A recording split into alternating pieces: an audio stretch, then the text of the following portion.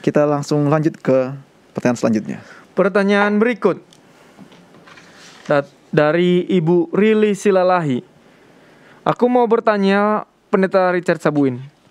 Apakah maksud dari ayat dalam Keluaran 21 ayat 10? Mohon penjelasan. Saya baca Pendeta, Keluaran 21 ayat 10. Jika tuannya itu mengambil perempuan lain, ia tidak boleh mengurangi makanan perempuan itu, pakaiannya, dan persetubuhan dengan dia. Kalau kita lihat perikopnya tentang hak budak Ibrani, Pendeta. Silakan, Pendeta. Terima kasih Rile Silalahi. Ini disampaikan oleh Tuhan kepada bangsa Israel pada waktu mereka baru saja keluar dari Mesir, negeri yang penuh dengan perbudakan. Orang-orang Israel masih belum sepenuhnya mengikuti apa yang Tuhan sampaikan kepada mereka.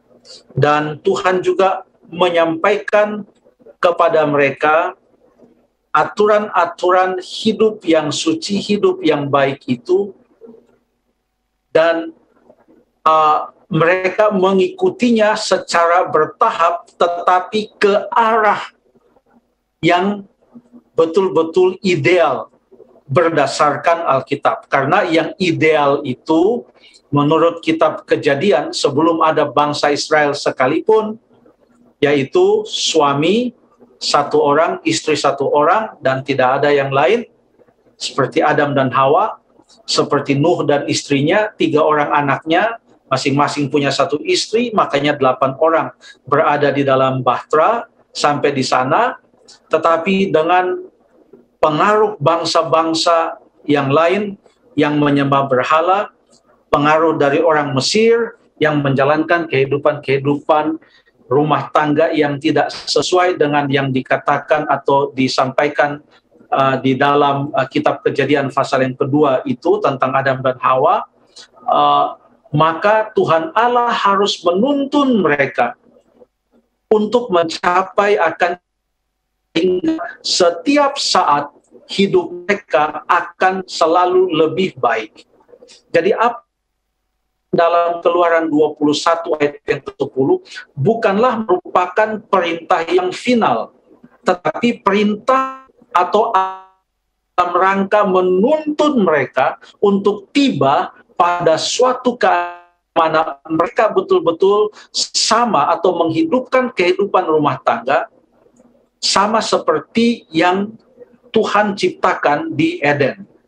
Makanya di zaman Tuhan Yesus, pada waktu ia ditanya oleh orang-orang Israel, orang-orang Yahudi tentang pernikahan, maka ini yang dia katakan di dalam Matius pasal yang ke-19.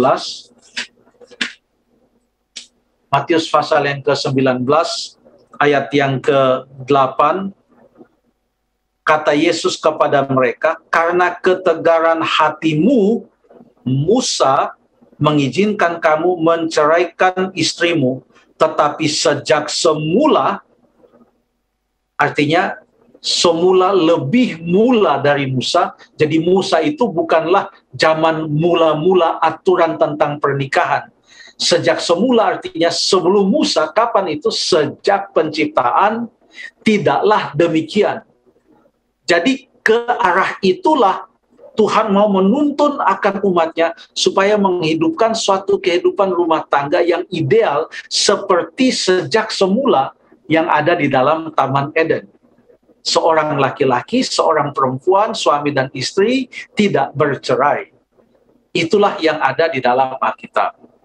Nah, yang ada dalam Keluaran 21 ayat yang ke-10 ini tentang kalau seorang mempunyai seorang budak, itu budak perempuan, lalu kemudian akhirnya dia menjadikan budak itu menjadi istrinya, dia tidak boleh semena-mena kepada budak itu, dia harus memberikan kepada budak itu hak-hak yang menjadi bahagian daripada budak itu. Ini mengajarkan bahwa mereka tidak boleh semena-mena kepada sesama manusia, walaupun dalam perjalanan menuju kepada apa yang seharusnya ideal. Makanya di dalam Imamat pasal yang ke-18, kalau boleh kita lihat Alkitab kita, Di sini Tuhan Allah mengamarkan orang Israel untuk tidak hidup seperti gaya hidup bangsa lain, gaya hidup orang Mesir maupun salah satu bangsa kafir yang sedang ada di Kanaan yang mereka akan tuju dan mereka akan masuki itu.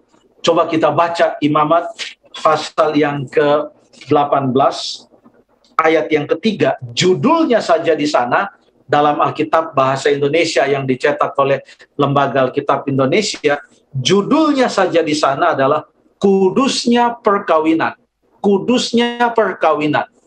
Semua yang dituliskan di sini adalah perkawinan, tentang perkawinan.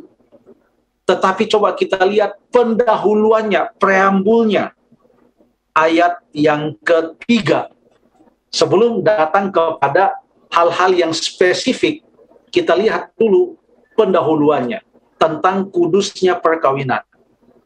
Imamat 18 ayat 3 berkata, janganlah kamu berbuat seperti yang diperbuat orang di tanah Mesir, di mana kamu diam dahulu, dan janganlah kamu berbuat seperti yang diperbuat orang di tanah Kanaan, kemana aku membawa kamu, janganlah kamu hidup menurut kebiasaan mereka. Ini menyatakan bahwa Israel adalah saat itu merupakan umat yang unik, yang hanya mengikuti perintah Allah. Jangan sampai mereka mengikuti dan berbuat seperti yang dilakukan orang Mesir, atau seperti yang dilakukan bangsa-bangsa penyembah berhala yang saat itu sedang diam di tanah Kanaan. Tidak boleh mereka mengikuti, standar mereka adalah Tuhan. Dan itulah yang Tuhan lakukan dengan memberikan semua ajaran-ajarannya pada waktu mereka keluar dari Mesir, dalam rangka menuju kepada standar yang Tuhan sudah tetapkan sejak semula. Sekarang kita lihat salah satu contoh, beberapa contoh lah dari pendahuluan tersebut. Kita baca di dalam ayat yang ke-6.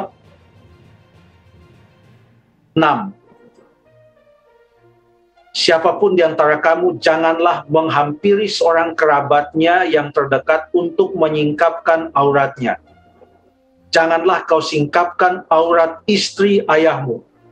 Ayat 9, mengenai aurat saudaramu perempuan, anak ayahmu atau anak ibumu, baik yang lahir di rumah ayahmu maupun yang lahir di luar, janganlah kau singkapkan auratnya. Ayat 10, mengenai aurat anak perempuan dari anakmu laki-laki atau anakmu perempuan, janganlah kau singkapkan. Jadi dengan saudara perempuan, dengan anak, dengan cucu, dengan ibu, dengan tante, dan lain sebagainya, semua diberikan di sini.